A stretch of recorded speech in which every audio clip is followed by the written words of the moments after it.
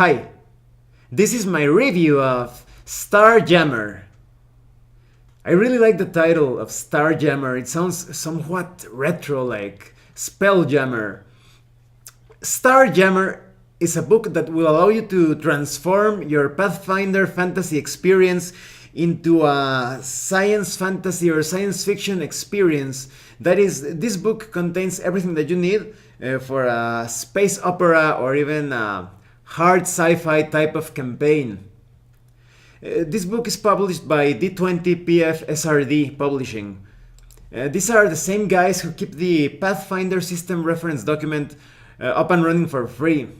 That's awesome. Now let's talk about the quality of the PDF. I only have a couple of criticisms when it comes to the quality. The first criticism is that in like 3 or 4 places in the book, it references a certain page, like for more information, go to page, but it doesn't say the page, it says XX. And my other criticism is that in the lower right corner of the pages, one of the lines of the graphic layout seems a bit like out of place, or like it was segmented in a way, so that doesn't look too good. But everything else is perfect. You have some really awesome illustrations. Some of them just want to get you playing certain archetypes or classes and even races. So the graphic design, I really like it. I also like the colors, these like greenish tones and blue and dark green. It feels really sci-fi, really alien, to put it in a way. And as I was telling you, the illustrations really add a lot to the book, even though there is one that I feel it's a bit out of place when compared to the rest of the art that is quite awesome. And everything is well written and explained. I also like the organization. Now let's talk about the contents. First, you have an introduction to what this book is all about. It gives you many tips on how to handle different sorts of campaigns, different campaign frameworks, because maybe you want to introduce the sci-fi or science fantasy aspect to an existing campaign, and they give you some tips that maybe some visitors from other planets or dimensions come at your campaign world, and they start introducing technology into the setting. Maybe they are hostile, maybe they are friendly, maybe they are a bit of both. Or maybe your characters, maybe they entered some sort of portal or got kidnapped by aliens or something, and they ended up in a different dimension or a setting with strong sci-fi elements. So you have a lot of tips on how to handle that. Now, before we go further into the content, there are some important considerations. The first one, later on this year, Paizo is going to bring out Starfinder. And that is their own version of sci-fi Pathfinder. So you could be asking yourself, is there some benefit to owning both books? And there actually is, because both books are going to be compatible with one another.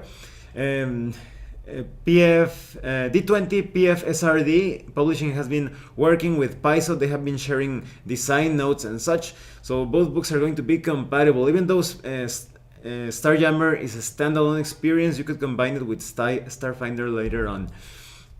Now, the other thing to consider is that this book, Starjammer, makes reference to different Paizo books or published by other companies. But remember that pretty much everything that has been published in terms of rules for Pathfinder is available for free in the Pathfinder system reference document. I'm going to put a link in the description below so you can check that out. And but there is and also perhaps quite important consideration for some, that is the inclusion of science fiction weapons in this volume. Even though this Starjammer PDF contains all of the weapons to build a spaceship or spacecraft that you want to pilot, and have all those awesome dogfights and such, it's somewhat lacking in personal high-tech weaponry. You do get like a magnetic shield, a high-tech spike bomb of sorts. You also have different suits and hard suits, but it contains almost nothing when it comes to something that represents firearms, even though you do have some pretty cool spells that could replace that those awesome sci-fi effects. You do not have ray guns and plasma cannons and such. So it is expected that you already own the Pathfinder technology guide. I actually own that book, and it's actually pretty good. Maybe one of these days I'll do a review on it. However, keep in mind that all of this is available for free. You have to go to the Pathfinder system reference document and you can get all the information for that.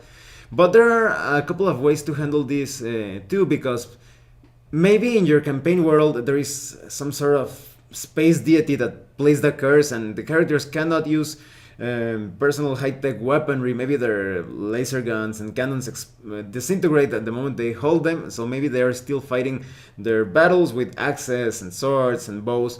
Or maybe it could be related to some weird gunso law of physics. But looking at it from another perspective, considering that in Pathfinder we already have like explosive shuriken and magical flaming arrows and swords that can cut through steel quite easily, maybe there was never any need. An armor, you have armor in Pathfinder that can almost take the hit of a bulldozer, to put it in a way. Maybe you don't need to introduce too many advanced weapons or gear into your game. So as you can see, there are many ways around that consideration. Now let's talk about the races included in this book. First, we have the Aviarasi. The Aviarasi are basically like gelatinous cubes or oozes made into a player character. In order for them to interact a bit more easily with other races, they can take humanoid forms, but they still have a lot of ooze-like traits. So they are always hungry for resources and for food. They actually need to eat every 4 hours, if I'm not mistaken.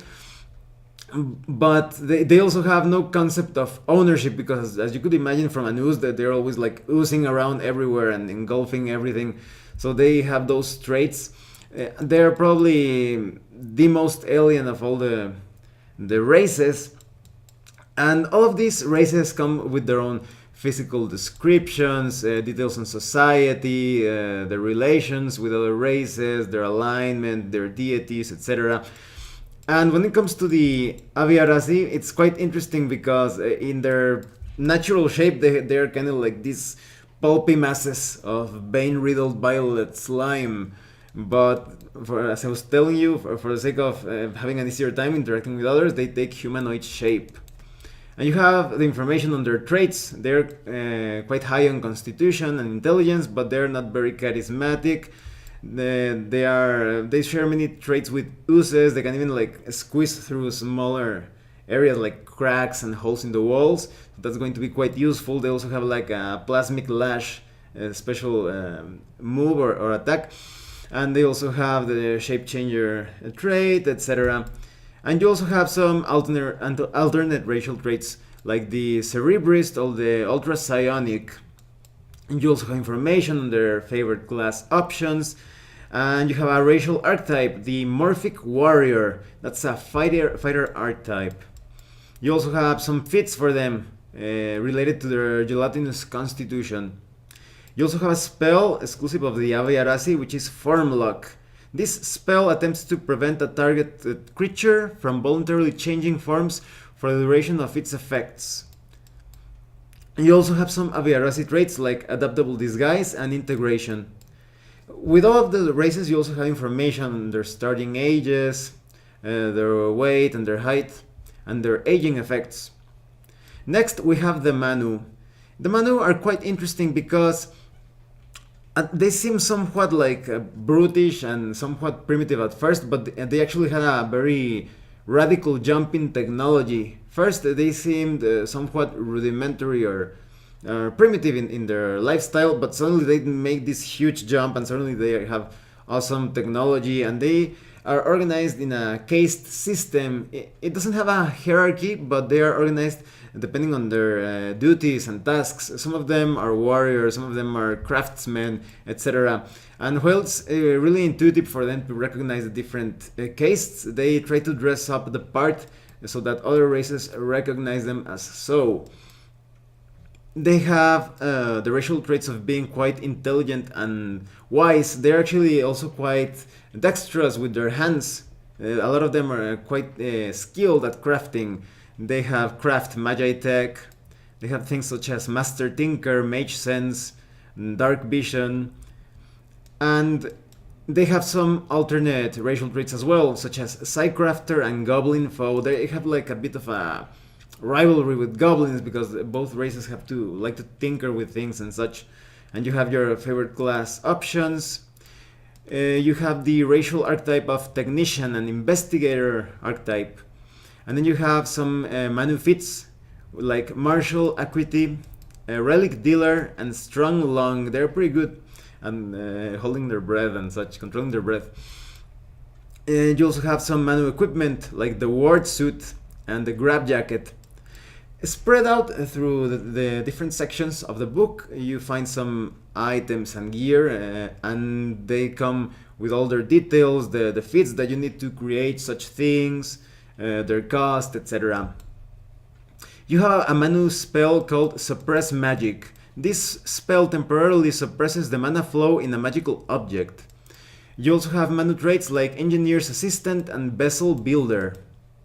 Then we have the Pasimachi, or maybe it's pronounced Pasimacha, I'm not sure, but I'll say Pasimachi. So the Pasimachi are basically like your insect race.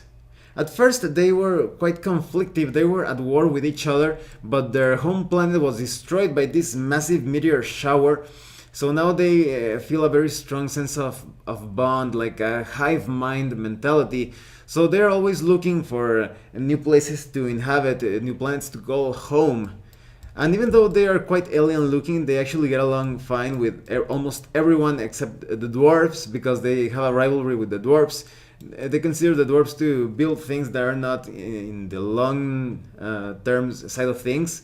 The Pasimachi are all about building things to last, perhaps hundreds or millions of years perhaps into the future. And they like to carve runes into their shells and carapaces. Some of their traits, they're quite strong, but they're not very dexterous or intelligent. Another thing that I forgot to mention is that all of these races have their racial points detailed so that you can see how they were created using the Pathfinder Advanced Race book. And the Pasimachi are insectoids who are quite good at climbing. They are expert climbers. They also have a special attack, which is the Shell Slam. And you have information on alternate racial traits like Acidic Spittle, and Chitin Horn, Exhale Fire, Hardened Claws, Flight, Furious Fighter. And you have racial subtypes. All of these racial subtypes, it's basically a way to take different traits and give a theme to your Pasimachi character. So you have the Blister Beetle Pasimachi, the Firefly Pasimachi, the Rhino Pasimachi, and all of those have different traits that resemble the name. That is, the Rhino also obviously has like a horn and such. And you have information on favorite class options and a racial archetype, the Bombardier Beetle Rider. This is a very cool Cavalier archetype, and you can basically ride a giant beetle. And then you have some Pasimachi fits, like one lucky bug. You are considered a good luck charm among your allies. Maybe you have powerful wings, or maybe you have pheromone messaging. Maybe you have sonic dissonance. You can create various stones by rubbing your mandibles together, which can be used to prevent others from concentrating. And then you have Pasimachi equipment, the details on a battle beetle that is basically a mount, and the Pasimachi Lumos, which is basically a lantern of sorts. And you also have Pasimachi magical items like the Heartbeat Beetle, and this is basically like a beetle that burrows into your skin and attaches into your heart, but it's actually a healing item, so it's constantly healing you. Well, it has a certain healing effect that can be used a limited number of times per day. And then you have spells like the Deadly Chitin Defense and the Prismatic Shell and Hive Mind. And then we have the transgenic. Now the transgenic race, it's probably my favorite of the races because this allows you to give a very strong theme to your character. You are basically half human, half alien, and this doesn't necessarily mean that a human had sexual relations with an alien, but it could also result from, for example, a magical union of sorts. Maybe you entered this sort of like strange chamber and you came out being half alien, or maybe you're part of some sort of weird experiment where they try to combine human DNA with alien DNA. And the cool thing about this is that I think that those that like the Cthulhu mythos and also like conspiracy theories are going to love this race because you can customize this particular race to fit any of those classic stereotypes and archetypes related to the mythos and to conspiracies. Let's talk about the racial traits. The transgenic are quite strong and quite intelligent, but they don't have a pretty good constitution because they are quite mixed. They are somewhat sickly, and they have alien blood. They are quite good at surviving the void. In this book, the void is mentioned several times, and the void is basically the farthest reaches of outer space. And you also have individual telepathy. You can communicate with a single creature within 50 feet. And now let's talk about, well, you have your favorite class options, but I really want to get into the sub-races. You have the Cthulhu Brood, the Elder Thing Brood, and the Grey Brood, the Anunnaki Brood, the Yithian Brood, the Yog-Sothoth Brood. As well as you can see, all of those have to do with the mythos and conspiracy theories, and you have different alternate racial modifiers related to those broods and different skills, and even your skin is different. Some of them could have, for example, the Cthulhu Brood, you have like green skin and you have tentacle-like beards. So you kind of look like Cthulhu a bit. Some of them have wings. And if you, for example, you're related to like the gray aliens, if your skin is gray and you have like this huge head and big eyes, and as you would expect, you're not very strong because they usually have like thin bodies. So that's really a really cool way of customizing your character with those different broods or alien bloodlines. And you have a racial archetype for the Magus, the Xenophilus, sorry, when you play as this transgenic type of character. You also have transgenic feats like telekinetic. Some of these feats have to do with telekinesis because the Magus archetype that I was telling you is basically all about controlling your weapon using your mind. So you have feats related to that, but you also have greater telepathic range, telepathic multiplex, transgenic flyer and jumper, etc. And you also have traits like the aware or interest. These are all about skills and perception. Now let's talk about the core races. The way Starjammer takes the core fantasy races of Pathfinder and it adapts those races to this setting of science fiction or science fantasy. So you have dwarves, and the dwarves are basically adventuring because they love precious metals, and with the possibility of going to different worlds and the ability to mine all of those jewels and gold and such, well, they are quite hungry for that, so that's the reason that why they are traveling across the void. And you have an archetype which is the Dwarven Engineer, a cleric archetype. And then you have elves. Elves are basically traveling to obtain wisdom and illumination, and they have the Elf Rocket Jock Investigator archetype. Now, you also have new investigator talents, which is basically the inspiring command and the terrifying entrance.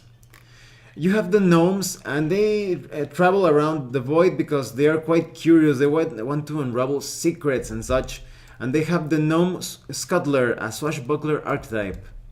They also have the gnome technomancer, a summoner archetype, and this one is pretty cool because you have new evolutions for your eidolon. And then you have half elves. They're traveling because they're human part of themselves. They want to conquer and obtain riches. But on the elf side of things, they also want to have find wisdom and illumination. And they have the Hullbreaker, a brawler archetype. And then you have the half orcs. And they are basically traveling somewhat relatively similar to half-elves to find more about themselves, but they're also, as you can imagine, quite useful to have in a brawl or in a fight. And they have the half-orc space marine brawler archetype, so that's pretty cool. And you have the halflings, who are usually dragged around because they are quite skilled as rogues or rangers and different doing different things, so they're more like dragged into adventures because of their skills. And they have the halfling privateer slayer archetype.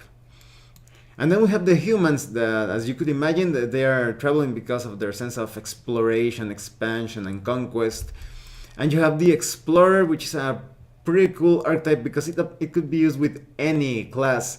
It only replaces traits, like knowledge is power, it replaces skilled, and expertise replaces the bonus fit trait of the humans. So this is an archetype that has to do a lot with skills and knowledge. You also have an additional racial archetype, the Racer, that is a null barbarian archetype. Adept at tearing down the very walls around them, these barbarians smash through vessels and fortifications alike in their fury. One important thing to notice of Starjammer in the way that it handles vessels is that you have vessel points, not hit points. A single vessel point is the equivalent of 10 hit points. So that makes a lot of sense because obviously a player character is not going to be as sturdy as a ship. So that's the way that you can keep track of damage being dealt to vessels. Now let's talk about the classes. They have different archetypes. You have the Heliacal Healer, a cleric archetype, and it says, this cleric is a master of tending to the needs of patients that are injured by the strange and unknowable dangers lurking out in the darkness of the void. And then you have the Shock Trooper. The illustration for this one looks really badass. And the Shock Trooper is a fighter archetype, and it says, formidable warriors of the void. Shock Troopers are proud, noble figures who command loyalty and respect throughout the void. And then you have the Void Tracker, a ranger archetype.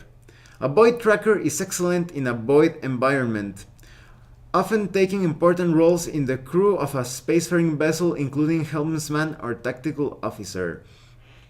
You also have new class features. For example, you have the Infinity Oracle Mystery, which is all about working with celestial divination, becoming almost like one with the void.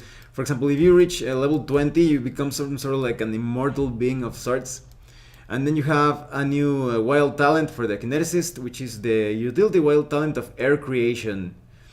And then you have rogue talents like Stealth Gunner. You have the Siege combat style. So for those characters that have different combat styles, like for example the Ranger, you have this new way of carrying out sieges. And then you have information on the factions of the Void. Some of these factions feel a bit like academies, and some others feel like organizations with a goal, a long-term objective. So for example, we have the Bastion Incantorum, the largest and best established school of magical learning in the known universe. The Bastion Incantorum focuses on the study of magic that assists in the traveling and surviving the void. So you have the requirements, the cost for the entrance fee, the difficulty of taking the entrance exam, the cost for tuition, education checks, semesters, and how you could flunk. And so you have also extracurricular tasks. It feels quite a bit like an academy. But you have other types of organizations like the Order of Israfel, and you have the Red Tang Spice Guild, or maybe you're a part of the Shaman Knights. All of them are quite detailed in their goals and in their agendas, and they could serve as seeds for an entire campaign. And then we have new skills and feats. Skills such as craft vessels, knowledge, geography, because you will need to be quite knowledgeable when you visit different planets. And you also have the pilot profession. You have feats of the void, such as Ace Pilot, the Breeze Stealth, which basically makes you quite efficient at hiding your ship or your craft behind the floating debris in space or wreckage. You also have the Efficient Siege Crew, which is a combat teamwork feat. You have exceptional engineer, fleet admiral. You have some Dutch abilities, feats related to piloting, spaceborne, void watcher, and then we have equipment. Here, I really like the way they handle wealth and currency. You basically have these things called comets, and they're basically like chips that have been microplated with different precious metals like copper, silver, and gold. So they replace the currency of the Pathfinder fantasy setting. And you have information on the wealth levels of Starjammer, spacefaring equipment. You have common equipment like the magnetic shield. This basically enables you, for example, if an opponent attacks you and he misses, you can use your magnetic shield to capture his weapon. And you also have the misfortune lantern, which is basically a way to send out an SOS signal. And you have the spike bomb that I was telling you. It's basically a bomb that shoots out spikes. Ouch. And you have hard suit technology. You have some suits that are more on the lighter side of things, like a body screen and the zero suit. But you also have some hard suits that offer greater protection, and they allow survivability in hostile or toxic environments. So you have like the Dauntless armor, the Dwarven steam suit, the Star Marine armor, the Rampart armor. And when it comes to magic, you have new spells. All of them have a very strong science fantasy feel to them. You have air creation that is going to be quite useful, for example, when you don't have air to breathe.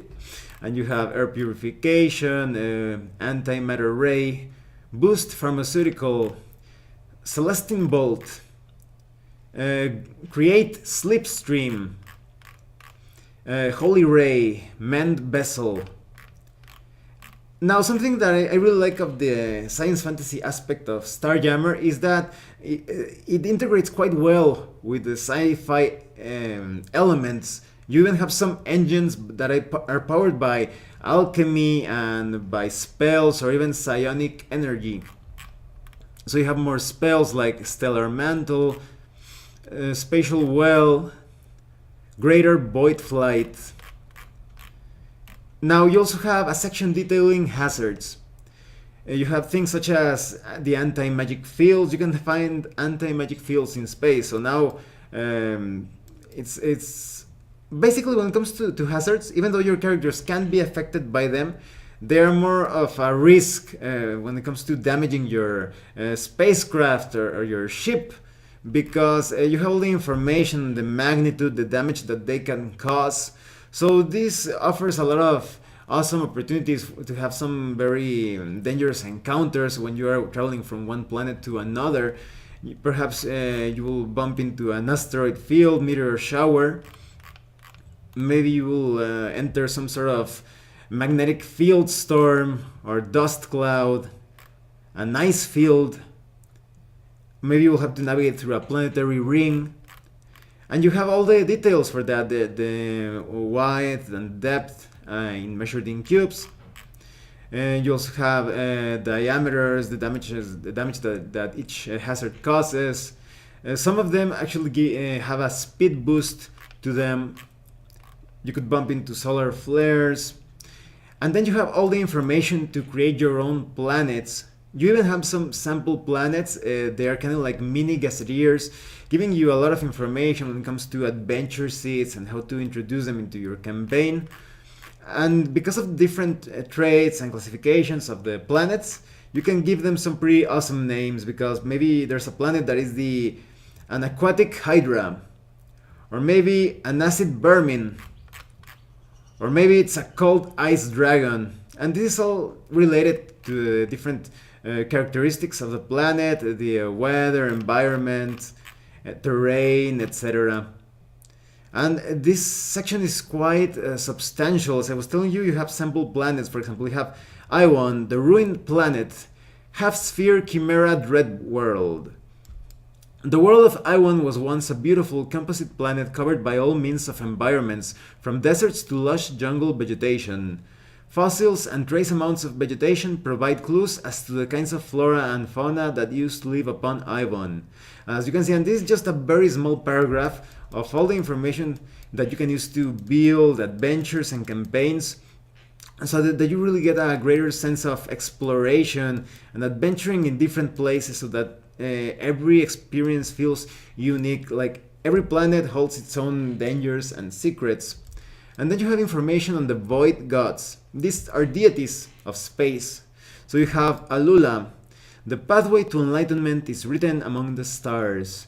She is the wandering maiden, goddess of stars, the void, wanderers, and wisdom. You have all the information on domains, subdomains, alignments, inquisitions, favored weapons, symbols, sacred animals, sacred colors, information on temples and the priesthood, etc. So you have many deities, like, well, you have basically three fully fleshed deities. You also have Aestivus, which is the watcher at the pool of tears. And you have, let me see if I can get, oh, here it is.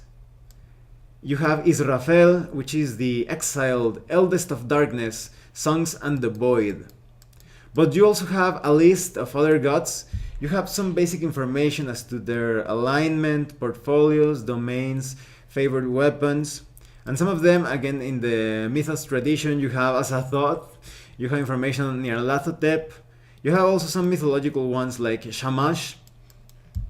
And then we have a section that is all about traveling through the void, across the void. You have information on different crew roles like captain, chief engineer, first mate, medic, how to handle mutiny as well. Something that I really like is that all of these crew roles, even though they are quite well structured, it's quite easy for a game master to focus on only those roles that the characters are fulfilling. Because, for example, maybe you only have a captain, an engineer, and a medic, and you can focus the action on their particular roles during a battle. And there are also many ways to go around this, that is, of having a crew that doesn't have like a ship that doesn't have a full crew. There are some spells and artifacts that can create a sort of like emergency crew of sorts. So you don't feel like you need to have like 6 characters fulfilling different roles. But it's also quite easy, thanks to the information presented here, to handle other crew-related checks off screen or behind the game master's screen, to put it in a way. So during those violent space encounters, you can focus on the player characters as the stars of the show. And of course, you have information to create any type of ship that you can imagine. Some of them lighter, some of them, for example, you have ultralight or light ships or spacecraft, but you could also have some heavy or super heavy vessels. And later on, the Starjammer Fate of the Stars book is going to be released. I don't know when, but that book is going to contain information to have like motherships, a really gigantic spacecraft. So that's going to be quite interesting. And so you have all the different information on when it comes to hull traits. All of these vessels, for those that have never participated in Pathfinder, like ship-to-ship combat, vessels are handled somewhat similarly to player characters. You're going to be it's going to be quite easy for you to handle them, because it's basically a different way of handling armor class, attacks, hit points, and so forth. And so you have different vessel hulls, information to create drones, escape pods, raiders. You also have larger hulls for corvettes, scoops, destroyers, transports, cruisers, expeditors, battleships, excavators, dreadnoughts. You even have some sample spacefaring vessels that have a nice thematic touch to them, like the Dark Lord's personal raider, or the Vagabond Scavenger, or maybe the Infinite Star Legion exploratory vessel. You have information on tactical, interplanetary, and interstellar travel. Tactical speed is basically when you're having like dogfights, when it's up close and personal. Interplanetary is when you're traveling from one planet to another, and interstellar travel is when you are really plunging into the void, traveling from one system to another. You have all the interplanetary speeds, all the details, handling light years, how many days, weeks, or months, or years a certain journey is going to take. You have information on vessel engines like the alchemical roar engines, or the clockwork dynamo, the essence dome, the gravity whip, and the spell-forged turbine. As I was telling you, many of these engines are directly powered by spells sometimes or alchemy, but all the information presented here in the Starjammer book allows you to play any sort of campaign. If you want to play something more hard sci-fi or more on the side of like Star Trek, you could do that. Well, if you can call that hard sci-fi, depends. And then you have information on new weapons for your vessels, like the Astral Trebuchet, Greater and Lesser Ballista, the Storm Ballista, Beam Cannons, Force Spears, Rail Cannons, Spell Projectors. You also have details on special and ammunition like the Nanite Lance, Poison Fog, Starfire Rain, and you also have tips on how to handle other types of ammunition that is not contained here. You also have components for your vessels, like additional cargo space, even extra dimensional cargo space, basically like a magical hole within the ship. And then you have deflection shield generators, cloaking devices, life support components, and luxury components like the automated crew that I was telling you, in case you don't have someone to fulfill a certain crew role. And you also have details on communications from vessel to vessel. You have tactical components like the atmospheric stabilizer and the automated targeting system. There are also artifacts like the celestial gateway to make space travel journeys more feasible, faster. And then you have some space vessel templates. For example, maybe your ship has the landing aquatic template, or the dual landing, so you can land both on land or on sea or any body of water. You also have optional templates like the blessed template. You want to have like a holy ship of sorts, or maybe you have the ghost vessel, or maybe you have a magically treated hull. You also have template packages like the Advanced Starfighter, Basic Rogue Vessel. Now, what I like of these templates is that they speed up the vessel or the ship building process quite a bit. They also give you a theme for your ship as well. And you have all the vessel point buy system so that you keep things organized and balanced within using all of those components. Then you have a chapter detailing fighting. Now, fighting between vessels or ships is handled somewhat similarly as, for example, if you have Pathfinder battles with seafaring ships, it's somewhat similar. In my opinion, this is a more simplified system, perhaps even streamlined. It's basically about determining initiative based on the captains or pilots of the ships, and determining your phasing and your movement. And you also have that sense of acceleration. You can increase or decrease your acceleration, but if you go too fast, you could handle some interesting crushing events. And when it comes to battles between ships, because these are space battles, you need to handle the three-dimensional aspect to it. They give you some tips on how to handle this via tokens, or perhaps you could take note of the relative position of ships in a separate paper map. But I recommend that you check out the Cerulean Seas campaign setting, because in that setting, which is underwater, they include a very cool, let's say, tool or mechanism to handle those types of three-dimensional battles. Basically, they use like a wooden base of sorts with a wooden pole or peg, and they have these bases and they slide them up and down. So you might want to check that out. It could be useful for these space battles between ships. And you have information on different pilot checks and actions like aid another, evasion and pursuit, how to handle movement and attacks, full speed ahead, full brake, hard turn, your ship is out of control. Maybe the pilot has been killed. You have different attack modifiers.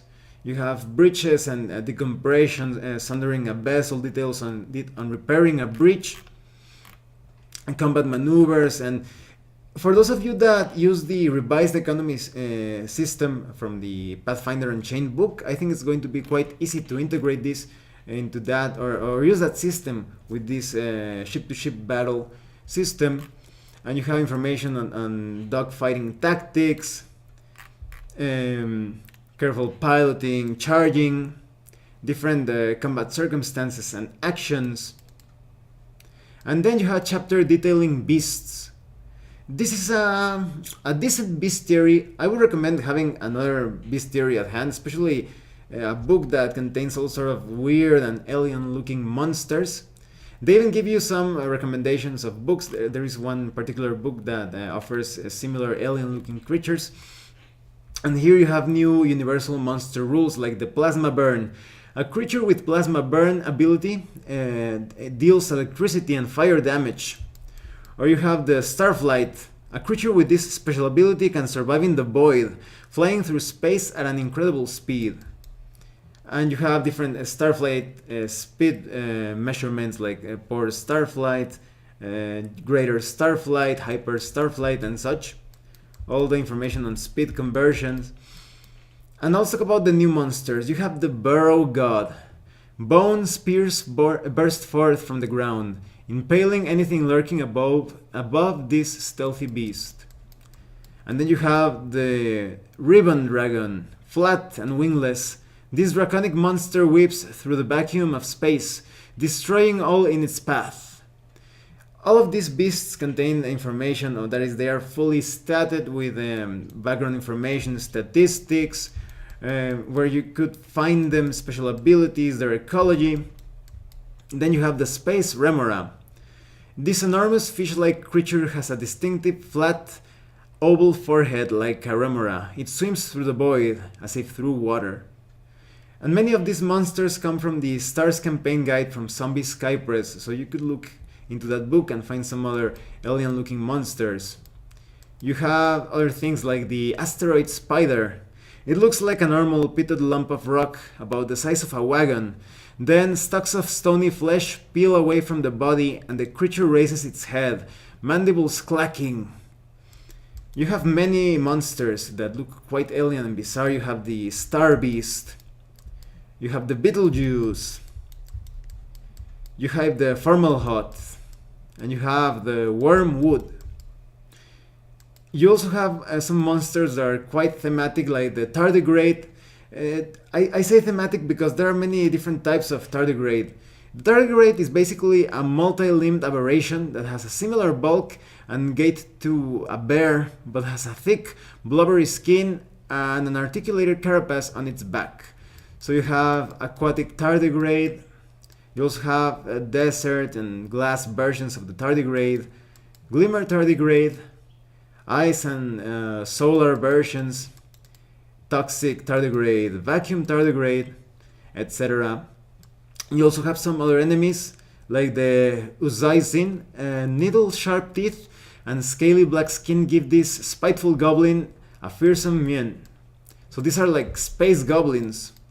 You also have other things like void travelers, the Surhan, an example Surhan, because this is basically like a racial subtype.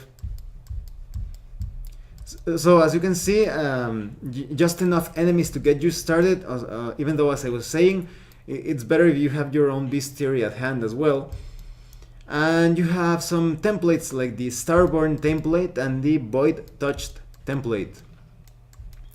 By the end of the book, you have some references as to where you can find the different equipment, cybertech, weapons and such that to further enhance the value of this book. And you have an index, so you have an easy time finding what you are looking for.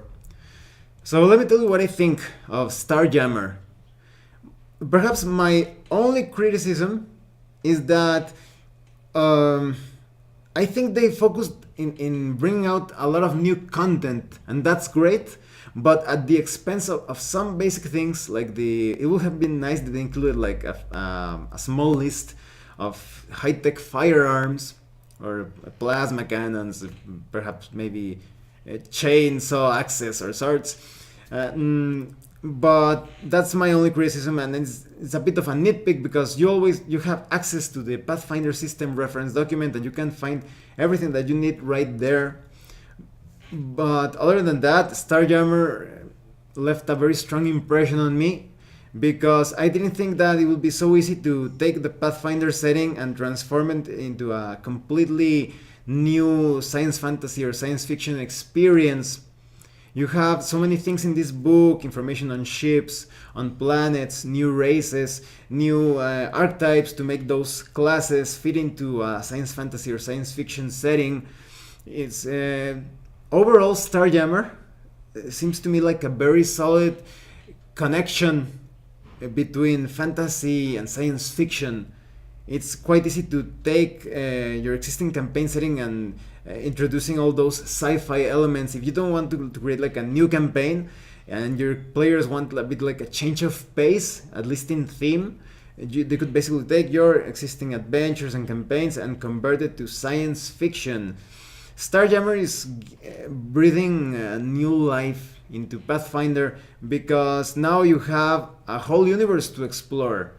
And not just imagine each of those planets waiting for you to have adventures within them, and just the vastness of the void of outer space. How many adventures can you have finding these abandoned space stations and asteroids and such? But now you can enjoy all of that with the Pathfinder system, and I actually really love the tactical aspect of Pathfinder. And now with the ship-to-ship combat, there are just so many ways for you to explore Pathfinder, thanks to Starjammer. So it's going to be quite interesting what new material will come forth for the Starjammer book and how it integrates with Starfinder from Paizo. So I highly recommend that you get Starjammer. There is simply no excuse, even if you do not have all those books detailing sci-fi weapons and equipment. Remember, the system reference document is there waiting for you. So, thanks for watching my review. If you have any comments or questions, please let me know. See you later.